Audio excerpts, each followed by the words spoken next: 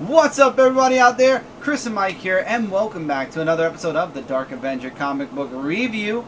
And in this review, we have a lot of books this week.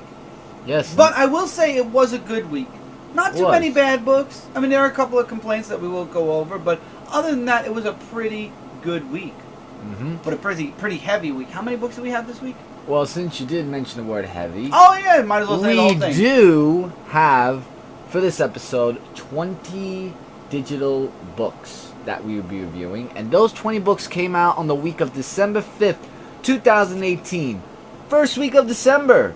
And the last month of the year 2018, bringing it to a close and opening up to the new year next month of 2019. And that's a good segue into the pre-review show. That's the show where we take about 5 minutes out right before we start the review and we talk about things going on. And speaking of 2019, let's talk about my channel, first of all, my new channel. I've been testing out a bunch of series. I'm very happy with the results on them. But as always, I'm still testing out more and more things to see what sinks, what floats, what sticks, and what doesn't stick. And I am going to be working on a monthly series starting actually this month. And I'm excited to start it. As a matter of fact, I have a few things I'm going to be starting. I'm going to be starting a monthly series on my channel, and you all will be seeing that. I would like to say we are in the second week of the month. It should be anytime between this week and next week. On Comic Frontline, starting in January, I will be doing a weekly series, which I'm excited about. And I also have a few other things that are in the works. As I said, my channel, I am doing is more of a testing ground right now. If anything, is to better my editing skills, to make myself faster as well. And then we're going to go from there. There's going to be vlogs on there soon. Just like I said, everything that I've wanted to do on this channel that I couldn't will be over there. It's just been, as you all know, 2018. And we'll talk about this towards the end of the year, as we always like to do our year-end kind of pre-show. We might even do a Dark Avenger Live on it or something like that. I'm not promising anything. Maybe it'll just be an actual pre-show that's a half hour and it'll be its own video. But, yeah, 2018 has been a bit of a hectic year. I mean, it's been a creative year like I wanted. I said in 2017 it was a very lazy year and I was going to make 2018 a creative year. And it was. It truly was. 2019 is going to be the retooling year. The retooling year, continuing with the creative year, and we're going to be moving over to my channel full-time as of June. Now, when it comes to the retooling of this review, as you all know, after 500, this review will be moving over to Comic Frontline. And after talking with my friends over on Comic Frontline, we were talking about 2019, as a matter of fact, and what we were planning to do. I decided that, and I like the feedback I got, and since I'm going to be retooling this review anyway, for time purposes, for review purposes, and just to retool it. I mean, we've been doing this for 500 episodes. It's time to do a little bit of a shake-up. Since we're going to be shaking up the inside of the review, we're going to shape up the entirety of the review. So, after 500, when we move this review over to Comic Frontline, we actually won't be moving this actual review over to Comic Frontline. As of the week, or whenever we decide to start after 500, the new review that we're going to be doing over on Comic Frontline will have a new title. It will start up at number 1 again. And like I said, it'll be a different type of review show. We're going to be retooling it. So we don't want to bring 501 over to Comic Frontline because we did that with 401. And I feel like it was overwhelming to a lot of people because we did get the question of where the other 399 episodes were. And I understood that, and it is a bit, with 501, that's kind of a huge number. So we're going to be renumbering it. However, when I move the reviews over here to the archive, I will be putting in parentheses the actual review episode, because if by some chance, if this new review show makes it to its 500th episode, that will be our true 1000th episode. Regardless what the title is, regardless what the inside of the review is, because we have changed this review up a lot since the first episode anyway, it's still our 1000th review. And we will celebrate that episode as such. Yep. 8 years from now, if it's still going on the review. And again, it won't be weekly. I'm not making any promises. There might be weeks we miss. I'm going to try to stay consecutive. If we make it shorter, maybe we can stay consecutive. If not, if we miss a week or something, I'm not going to stress over it. We'll move on to the following week. But yeah, so when 500 hits, that's the end of this titled review. However, we will be retooling it, retitling it, and renumbering it. Yes, and if you don't mind me putting a little re in it, we could say it's seeing it as a new reality. How you like that? Jumping into Sure, reality. We'll go with Why not? It's a re. It says re. You know. We'll use that. Yes. Oh, and I also want to make another point before we get into the books. I have a few other things also, but go ahead. All right. We did say about the for Broken Boys 13, the 12 days of Switchmas. Hopefully, we will be doing 12 days straight. It will be starting on December 14th as the first day, ending at day 12, which will be on December 25th, Christmas Day. So we'll be doing all Nintendo Switch, and I was thinking maybe we should do it. 12 days started on the 13th, because 13 plus 12 is 25. Yeah, but if we do 14, right? 15, 16, 17, 18, 19, 20, 21, 22, 23, 24, 25. That's 12. Okay. But I was thinking also maybe we'll make it 12 minutes, because when we make it 30 minutes, usually people don't stay and watch it. We'll try. Because it's going to be like a gameplay and talking about it. Like 12 minutes, 12 days, you know. We'll see. We'll work maybe 15 minutes just to... Or 15, all right. Yeah. So, also speaking of 12 days, I'm doing the 25 days of Streammas. I have not missed a day. One day I was really late. I did it in the early AMs instead. However, I do have every single day up. I will be doing actually... I'm going to be streaming all the way through till Christmas, which is December 25th. I might miss the 25th, though. I'm going to be honest, it's Christmas. Unless I do like a really short half-hour fortnight or something, I don't think I'm going to be doing 20. It might be the 24, but I won't call it that. We're calling it Streammas anyway. It doesn't say the 25 days. It's just Streammas. So we'll see if I do it on Christmas. But also on my channel, I do want to point this out. As I said, on my new channel, which I don't have a URL yet, the goal for 2019 is going to be 2 goals. First goal is going to be to hit that 100 subscriber mark so I can make a URL finally, and I'm able to say you can find me at youtube.com/a name instead of just saying click the link in the description, because it's all letters and numbers and whatever. The second goal directly after that 100 subscriber is the 1,000 subscribers, so this way I can reach out and get posts. I can get extra stuff opened on the app. I have it all available here on Dark Avenger, but I do not have it available on my new channel yet because it is slowly building. But we are building up, and while content is a bit slow, like I said, 2018 has been a hell of a year, and we are in the holiday season also, so it's been busy. So I'm trying my hardest. There will be a couple of videos. What you will notice is there are a lot of game videos that are popping up on the channel. That's because, again, gaming, comic books, and certain other things are a huge part of my hobbies and life. So you're going to be seeing a mix of that. The vlogs will start soon. Mike and I will be starting. We were doing our trips to Target. Those will be starting up in the new year as well. It's been a hard year. It's been an expensive year. Not to mention that my 30th birthday coming up in January. That's going to be a big... And so Mike has 30. So there are things coming on my new channel. It's just they're not showing up yet because there's a lot going on and there's a lot of planning. I don't want to throw something out and then it's the end of a series, and I really want to be careful with that. That's why if I don't feel I can continue a series yet or start a series and continue it, I'm not. I'm really trying to get a lot of the older work, my older work done first, so when I start something new, I won't like do it once and then it won't show up again for another half a year. I want to make sure that I'm at least a little consecutive with whatever I do, regardless if it's vlogs or whatever. I kind of want to make sure that I have a good motion going, so that I don't miss out or I don't skip a week or whatever. I want to try to have a nice consecutive upload. There we go, for the channel. But I will be doing that. But that's the goals for the channel. And also on Comic Frontline, go check out my Frontline Gaming. I am doing my game review still on Comic Frontline. I did Fallout 76. I'll be doing other games. And I'm going to be gauging whether I'm going to be keeping Frontline Gaming Zone, Frontline Gaming, the game reviews over on Comic Frontline. And that's up to all of you on the Frontline universe. If you want them there, definitely check out the reviews. Voice your opinion. If you didn't watch the game, you don't have to voice your opinion on the game specifically. You can just talk about what I mentioned in the review.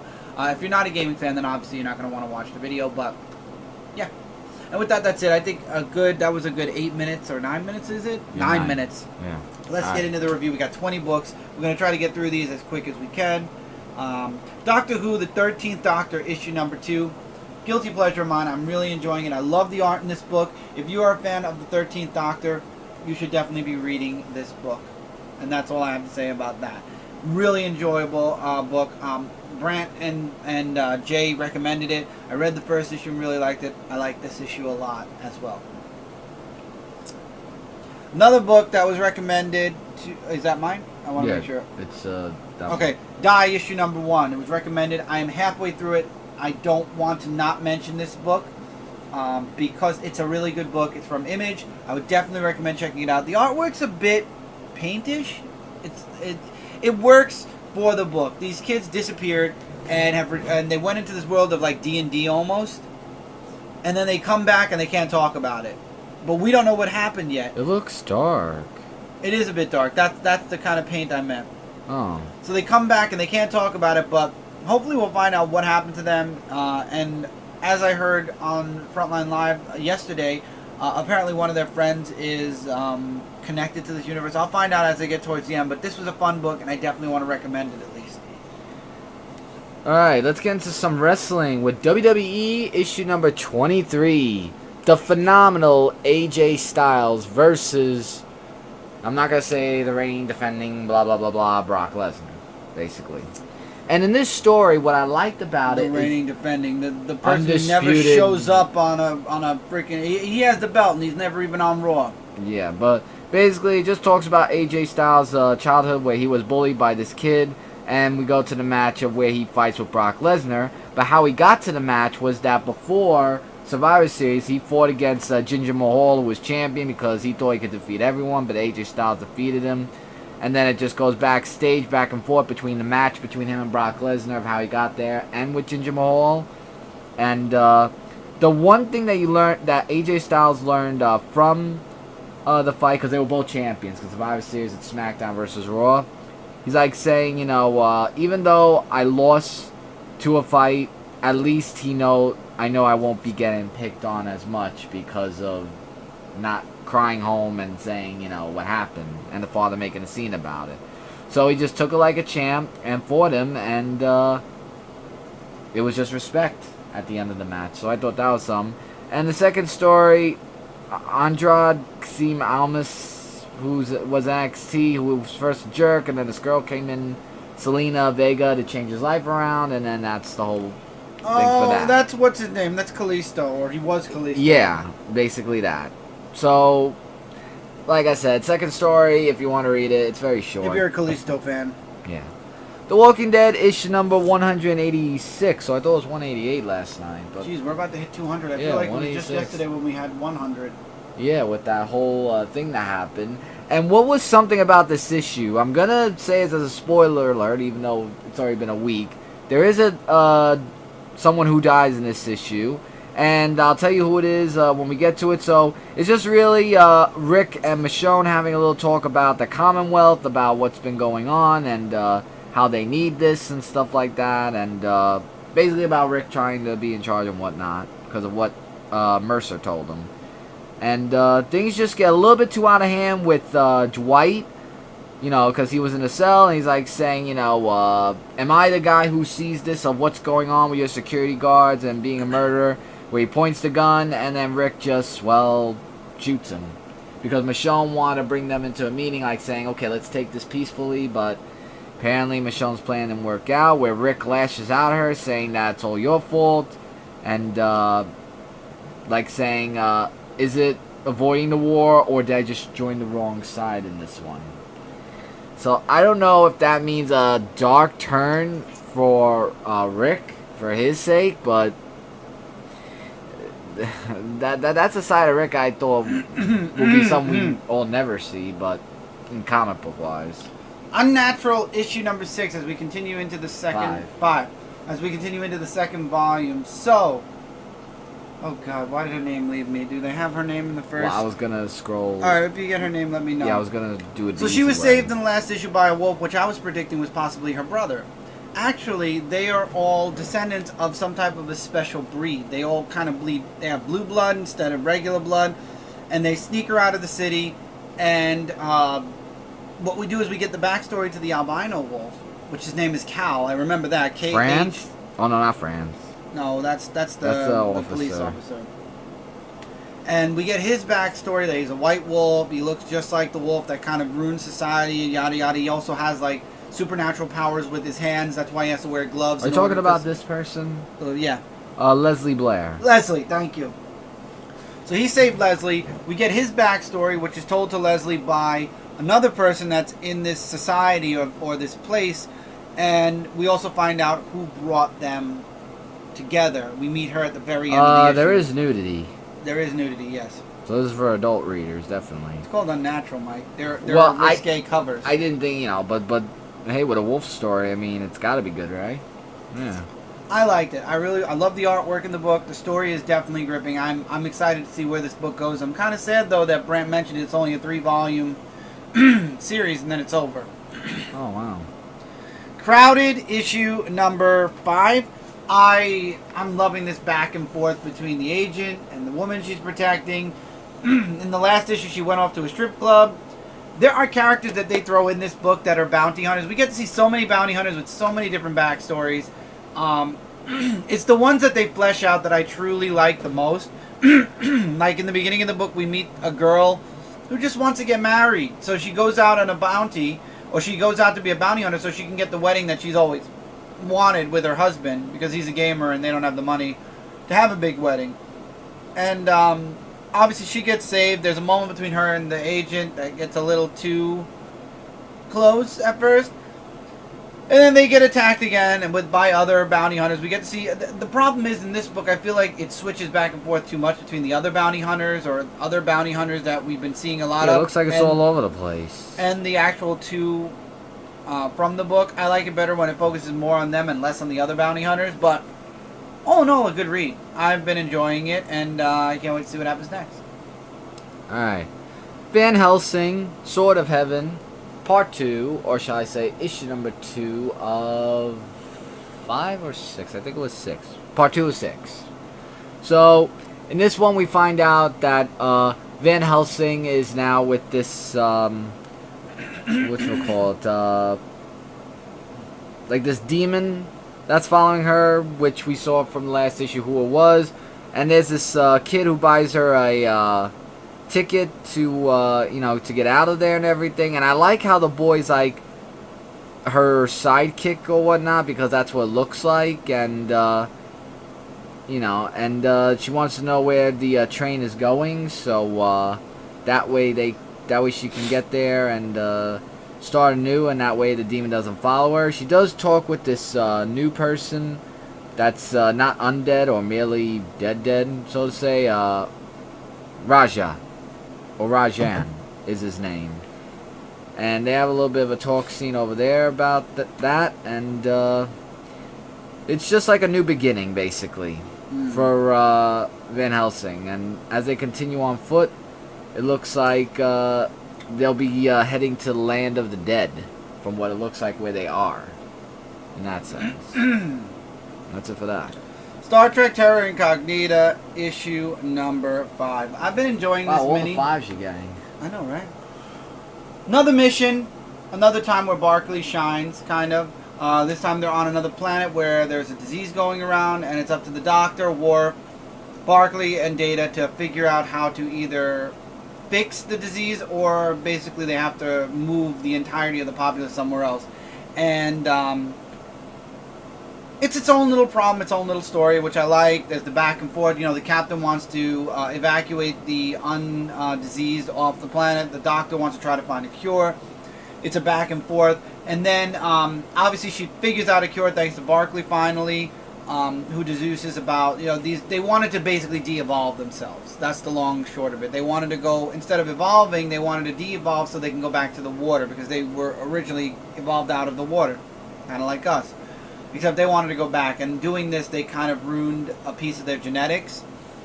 But Barclay figured it out, and they cured it. And then what I liked, especially, was the very end, where we find out that Data from the Dark Universe, from the Mirrorverse, actually has invaded the Enterprise and is taking Barclay. He's like, we know we hate traitors, the captain hates traitors, and I hate them more. So I think the next issue is the last one for Terra Incognita, where the actual Barclay is going to break free, or everything's going to basically hit the fan by the end of the issue. So I feel bad because I think Barkley kind of started to fit in or feel like he belonged. And now he's basically either going to be thrown back to the Mirrorverse or, I don't know. We'll have to see what happens.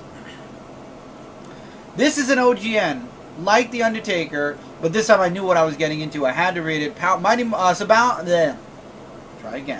Saban's Power Rangers Soul of the Dragon. And this is a Tommy-centric story. It takes place in the future, as it's like Old Man Tommy, where he's married to Kat. For those of you that don't know Kat, she came in after Kimberly stepped down from the role of Pink Ranger. They have a son, JJ, and he disappears. Tommy, using his busted, what's that morpher called? Oh my god. The Power Morpher? No, The one in Dino Thunder? No, it's everything morpher. Oh my god, why can't I remember what it is? Wow. But basically, the morpher allows him to morph into any of his previous incarnations.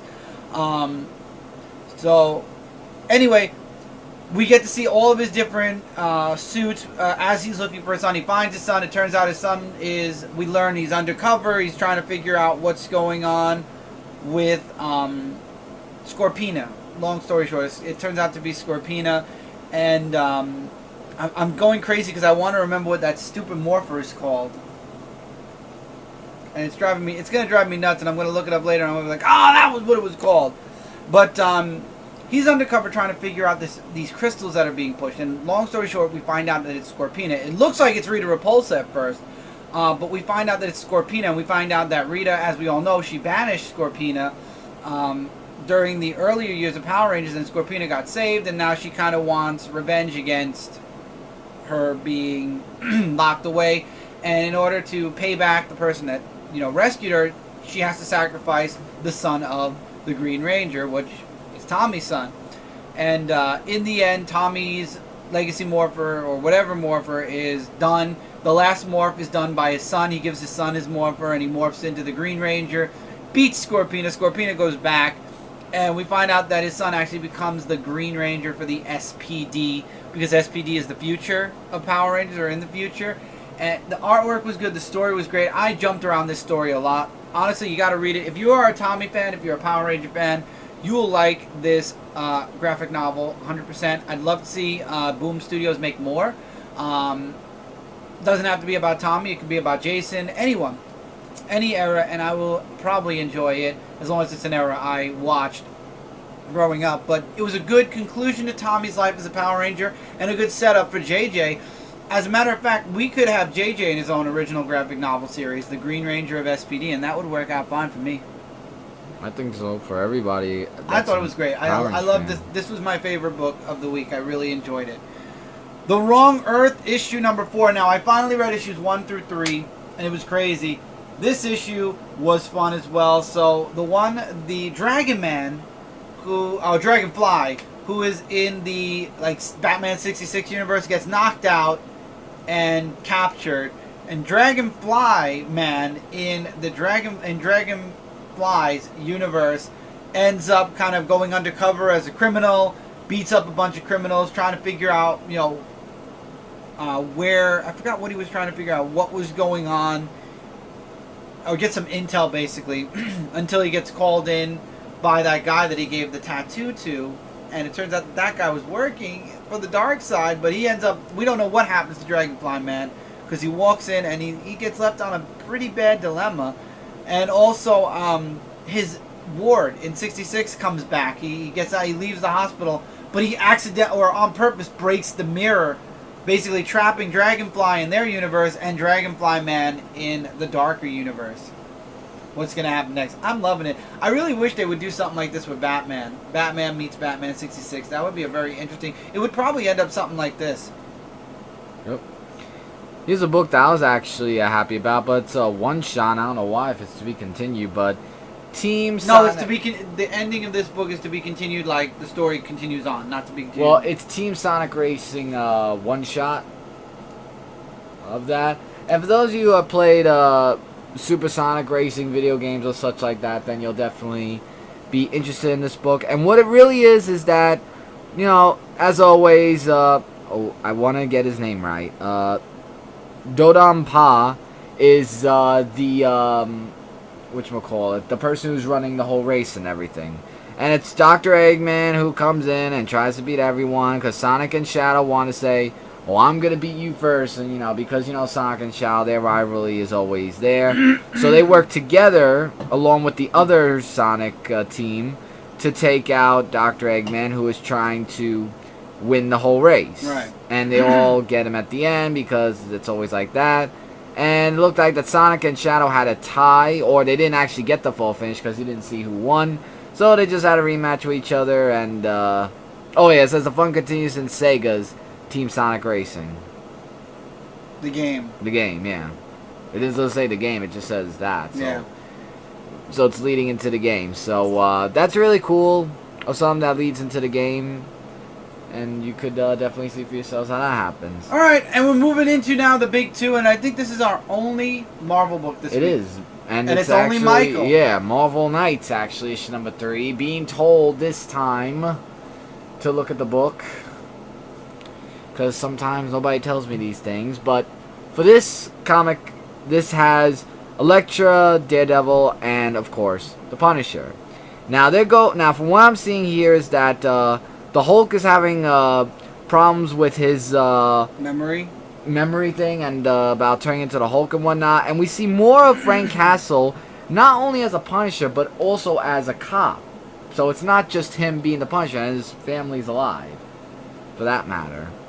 And, he's looking for traces of who he wants to talk to what's going on. So Rikers Island, he talks with Tony Stark about helping them out, and then he says that he won't do that, and that he's the best guy and everything. So he gets a little cocky, basically, Tony Stark. So he's just trying to find traces of who could help him out during this whole crisis of what's going on, if that makes any sense. And then he meets with this guy that does magic. I don't remember, but he knows, Bruce Banner, basically, and he just left throughout the scene. Him and his wife don't really see eye to eye with each other about what's going on. And it's just a whole big thing of just trying to help the Hulk. The next trace, though, is T'Challa. Or T'Challa. If I said that right. So, yeah, that's their next clue of who they're going to see next. So they're bringing in Black Panther. Yeah. For Wakanda and for freedom. Alright, before we get into DC, we're going to do DC Vertigo The Dreaming, issue number 4. The Judge is taking over and the Dreaming is falling to darkness and falling apart. And Lucien is finally at the point where he's like, this can't stand. He tries to trick the Judge, reaches out actually to Dora for help. Dora ends up fighting with the Judge. However, he knows saying that she's not real kind of messes with her. And I like how by the end of the book he's like, words don't define who we are now, or what people think doesn't define who we are, trying to kind of break Dora from her weakness, so to speak. And they end up getting thrown into, I forget what it is, it's like the nothingness, basically. And now all they have is each other, and Lucien is worried that the Dreaming is just going to fall to ruin. And there's a lot of stuff you see throughout the Dreaming. The nobodies were hung by the Judge. A lot is just breaking down in the Dreaming. And if Sandman does not come back, it's going to be very interesting to see how the Dreaming survives its current situation. And while I do like that it's showing this is how the Dreaming is surviving without Sandman, and the main character that belongs in the Dreaming isn't there, he's gone. I mean, we did get to see him in the one-shot. I would like to see Sandman's return. That's one thing that I'm hoping that at some point in the Dreaming we see. Not having the Sandman back is kind of, alright, it's cool for the beginning. It's cool to show, hey, the Sandman's gone. This is what's happening all throughout the Dreaming and all these other books that are connected to the Sandman. But at some point, things can't 100% fix without the main character. At least I would say that. Because then what's the point of having the main character whenever the main character comes back? If things could survive without him. So I would like to see Sandman return at some point, maybe in next year. So that's that. Now we go into regular DC. Yep, Red Hood Outlaw, issue number 29. As the cover says, Jason Todd, Batwoman, and one big problem. So, the whole thing is just, Jason Todd and Batwoman just, talking with each other about, but I think the whole talking snap something into Jason Todd's mind about himself, about what's been going on and why he hasn't been back in Gotham, so to say. And I like how they're talking as they're actually fighting those, like what Mike Spider said, the subtle Grundy wannabes, so to say. So as he goes off on his own, he meets with, I want to get her name, and I can't see what it is, but basically he has a talk with her, and then they have a little bit of a fight scene where he winds up exploding the place, and he just goes off on the road with Batwoman, and I guess she has a little bit of a sidekick there. And he's That's headed from the Batwoman series. right, and he's heading down south from there, and we'll see what happens in the next issue, where his life will take him from there. I like how whenever it's a Legion of Doom specific book, they kind of cross out. It's a Justice League issue number 13, but everything's crossed out and it's just called Legion of Doom. And that's what this book is. It's all about Joker basically incapacitating the Legion of Doom, beating out Lex Luthor, which shows that Joker, if he puts his mind to it, if he really truly wants to, he could end everything with the Legion of Doom. And he does. He takes out the Legion. He doesn't care about the totality. He's more upset at Lex about the Batman that laughs more than anything else. And long story, so much dialogue, I'll get into that in a moment. Short, he ends up leaving the Legion of Doom. He leaves, and his journey continues in the Batman That Laughs, which came out this week. And basically, piece by piece, the Legion of Doom's falling apart. Joker basically says, "I'm done." He fixes the Legion before he leaves, and tells Lex, that's it. This is just proof that I can do what I want. I wanted information. I got it. I'm done. And he leaves. However, Lex Luthor has a what do you call it? He pulls out his own little Joker card. It turns out the Legion of Doom is bringing in Brainiac. He's fixing Brainiac. So Brainiac might be joining the Legion of Doom. So Joker's moving over to the Batman That Laughs. Brainiac might be coming into the Legion. Now, my problem with this book, and this is Tynion now. This is Tynion's writing, not Snyder. And the dialogue is exactly the same. And that's what Kat warned about. That's what Kat told me, that, they do kind of write the same. This is a very in-depth book. And after reading this issue, I think that, number one, I'm moving digital. I do have up to, I think, January physically. I don't know if this is going to be like they're going to do this whole Legion of Doom arc for another year maybe, and then just close out Justice League and start up another volume again. Because it does feel kind of a little out of continuity other than the crossover with Aquaman. But I think I'm just going to end up reading this digitally because it's a lot of dialogue, and when I say digitally, I don't even mean reviewing-wise anymore. I think I'm going to be moving Justice League to a casual read because it's its own story, it's its own thing going on, and the next arc is Hawk World. I don't know. Like I said, I'll read the next issue, and if I feel like I want to talk about it, I will review it. If I don't, if I'm like, okay, I'm really truly done, I think I am done, I think I'm just going to let Justice League go for review purposes. Just read it casually until the inevitable ending, or restart with, more continuity in it. I don't know. Green Arrow, issue number 47.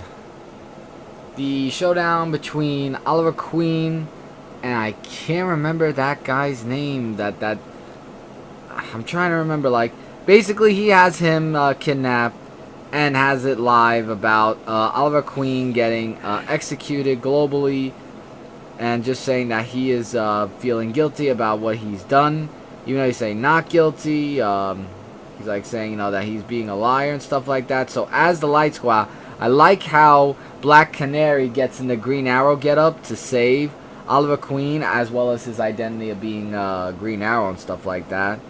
So there's that scene that happens where they switch, and then Green Arrow tries to oh no, what is his name? I think Citizen.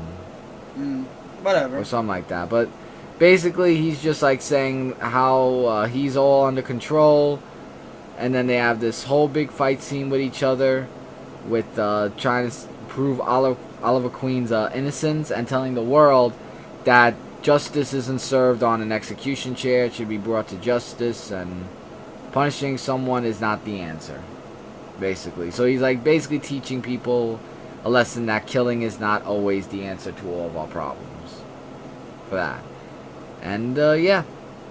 So that's the end of the story arc for that. And I believe this is the last issue of the Greenhouse creative team from what Jay told us. So we'll get a new team for the next issue of the new story.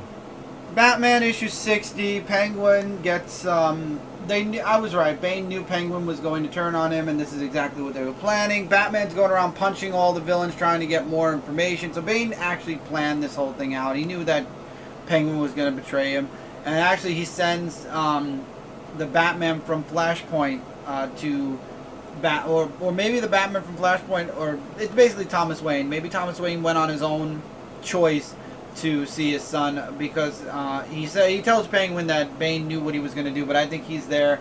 I think he's undercover there, to be honest. I don't know. Maybe I'm wrong. We'll find out, because he's in the Wayne Manor by the end of the issue, and Batman's about to face him now. And also, Gordon has had enough of Batman going around beating the crap out of villains for no reason right now. He thinks that Batman's wrong. Obviously, we know in the end that Gordon and everybody will find out the truth. But right now, things look very bad. This is like the 5th time I've seen Gordon destroy the bat signal, or be told to destroy the bat signal. So I'm sure that eventually the bat signal will be back, and Batman will be back friends with Inspector Gordon, whether it takes a while or not. But still, this arc is going longer and longer, and there's still 40 issues. If this is a 100-issue tale to tell to go. 40 issues, which is 20 months, which is almost 2 more years. Joy. So, Super Sons issue number 5. This was the lower. This was a bit lower for me this week, because Damian and John are in this machine that's showing them in the future, but it's kind of just showing them a future version of themselves. Kind of I forgot what it was exactly. It was giving them what they kind of wanted in a way. Which, Damian, when he gets older, is not going to be Robin. Even if he's not Batman, he'll be something else. So Joker Jr. ends up getting caught by the gang again. He gets attacked by the gang. The taxi gets destroyed, and the gang gets Joker Jr. back. Superboy and Damian break out of this dream world, and the house that they were in basically collapses. So now they are stuck on this planet with the taxi driver, and what's going to happen next? Who knows? My opinion, I agree that it was a great segue issue, but it was a bit lower compared to the previous 4 issues. Shazam issue number 1, I loved this issue. Shazam. When Billy Shazam's out and becomes Captain Marvel, and he's fighting these villains, then it's the Lightning League show up. Basically, the Shazam family shows up to help him out, and then the police show up after they beat the bad guys, and they're like, so who's in charge? And Billy's like, me. Mary's like, me. And Billy's like, but I was first. And Mary's like, but I'm the oldest here. I love how the police officers were like, what these are adults. What's going on here? The art was spectacular. I really love Jeff Johns' call on Shazam so far. So all of these kids live together in this orphan home with a stepmom and stepdad, and they're basically like a big family. We get to see more of the what was it? The cave where oh god, it's a cave, or I forget what it was, but where Shazam basically gave Billy his powers. It's called the station. Yeah, the station. There's actually another part. So there's a whole other part to the hall, the station, basically. And it looks like this is where they're going to forge their own little, Fortress of Solitude. And then the ending, where this guy comes to the door looking just like an adult Billy, saying, I'm Billy's dad, leaves me questioning what's next. And then the backstory about Mary and about her past. First of all, I love the anime-esque artwork for it. And second of all, really gripping, and I'm very interested to see more of it. Yeah, having fun there. Now I'm trying to get this side of the cover. Can you get the variant? Or are there no... Nope, there's no variant. Alright, well, I'll get this side then. Alright, Doomsday Clock, issue number 8? 9? 8? It's 8, I think. Oh. Number 8. 8. Yeah, just hold it like that. Issue number 8. I got the variant. This is the regular cover. So, Firestorm ends up doing something really bad, and it brings Superman. I like how this book was very Superman centric. They did mention this. So it's Lois and Clark at the beginning. Lois gets this tape in the mail, and it's the JSA, and it's like the whole world forgot about the JSA. And I like how she's now on the case. But Firestorm ends up in Russia, and something happens, and now he is public enemy number one. And Superman goes to the aid of Firestorm, and actually Black Adam offers asylum to Firestorm because of what happened in Russia. And of course Superman doesn't take it. He says instead that he's going to go to Russia and kind of try to fix the situation. And the situation gets worse. He kind of looks like he's picking a side. But it turns out Firestorm, spoiler alert, turned everybody to glass. There was this fight going on, and he kind of like lost it for a bit, and everyone was turned to glass. But he actually has a way of turning them back. It takes a lot out of him, but he can turn them back. But nobody's willing to listen long enough for him to explain that he could turn all the people that turned glass back. They start getting, as they're trying to fire or shoot at Firestorm, they're shooting the crystal people or the glass people, and they're being destroyed. So basically they're dying because of this. And Firestorm is trying to explain to them, you're killing them, stop. And it looks like he's going to do it again, and he doesn't. And Superman's like, just stay calm. And Batman, this whole issue is like, don't say anything, don't do anything. And then finally he says, it's not Firestorm. And then there's a big blue flash at the end of the issue. So it looks like this whole situation was manipulated to get Superman to do what he did, picking a side, and also to get Superman in a position where it looks like Dr. Manhattan attacked, and you see Ozymandias watching, so I think he's the one that orchestrated the whole thing. So it's crazy. I'm really excited. This is issue number 8. 9, 10, 11, 12. We have 4 more issues, which is 8 more months because they're doing 2 months in between. So basically in another half a year plus 2 months, we're going to know where Doomsday Clock ends, and then finally the DC Universe can move forward from that. One thing I would like to mention, though, is we haven't seen John. This was a fully Superman-centric issue. Now, granted, it took place in the Daily Planet, but we did not see where John is. So I'm wondering if what's going on in Superman will transition into John being older and doing, going off doing his own thing. I don't know. We'll have to wait and see, honestly. That's the best thing I could say. And with that, that is it for this review, everybody. So now it is your turn. Let us know in the comments below what you guys thought about the books that came out this week. Likes, dislikes, agree, disagree, recommendations. We love hearing from all of you. And like I said, I got a couple of books that were recommended to me that are now in this review. And as always, don't forget to check out our individual channels, Dude Rock 18. My new channel, we are trying to get to that 100 subscriber mark. Maybe we could try to get it before 2019, and then in 2019 we can get to that 1,000 subscriber mark. But anyway, new stuff will be coming up on there. Stuff on Comic Frontline, as always, don't forget, on Tuesday nights at 10 p.m.-ish Eastern Standard Time is Frontline Live. Don't miss out on that.